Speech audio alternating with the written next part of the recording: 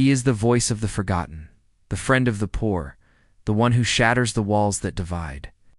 In a world so often battered by storms of indifference, he stands, a shepherd in the tempest.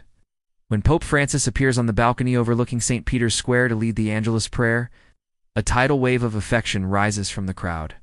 Yet beyond the applause, opinions differ. Some see him as a bold reformer, others whisper he is too slow to act. Francis believes in movement, in not standing still when the world cries out for change. He admires those who stir the waters, and he is never afraid to give destiny a gentle push. Stubborn yet profoundly loyal, this pope has redrawn the very idea of what it means to lead the church. He has transformed the papacy into a force of compassion, humility, and unimaginable hope. In St. Peter's Basilica, under the ancient domes that have seen centuries unfold, Francis launched the most daring reform in generations. A church not ruled from the top, but built from the voices of its people.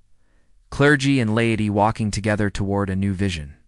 This journeying together is not comfortable. Dialogue, he insists, is not an end in itself. It is the fire that refines, the tension that transforms.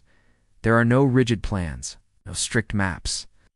Francis trusts in the whisper of the Holy Spirit, confident that God himself will shape the future. From Indonesia, Ada Lydia Natana made her way to Rome, despite the obstacles of a global pandemic. As a young Catholic in a largely non-Christian nation, her hopes are vast, that young people like her might finally find their voice within the church. She believes Francis' warmth toward the youth can spark a powerful return, breathing life into a faith that risks growing distant. In Germany, another movement rises. Maria 2.0. A call for the church to embrace true equality between men and women. Yet even here, hearts are divided.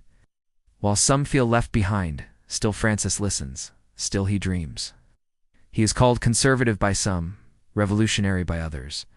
But the truth is more complex. An advocate for migrants, a defender of life, a relentless enemy of the death penalty, yet faithful to tradition where he believes the roots run deep. In Buenos Aires, he was known for his fierce loyalty to the poor, choosing the slums over comfort, tending the forgotten when he could have sought retreat.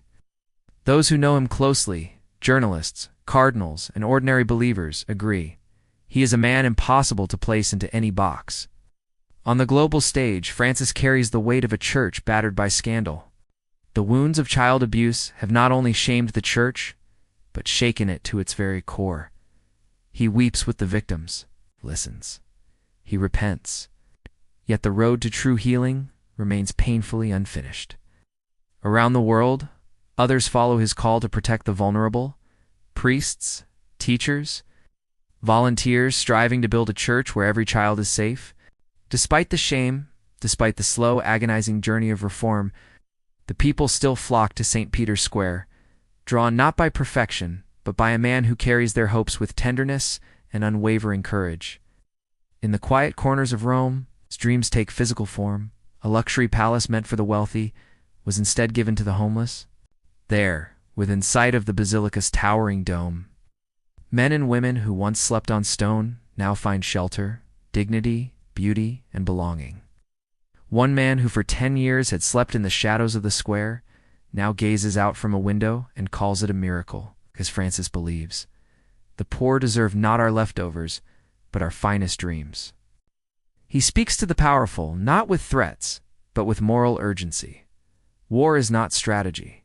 It is the collapse of humanity itself. He calls the earth our common home, pleading for the healing of creation with a voice that reaches far beyond the boundaries of faith. In the grand halls of world power, presidents and prime ministers lean closer when he speaks, not just as a pope, but as a conscience for a weary world.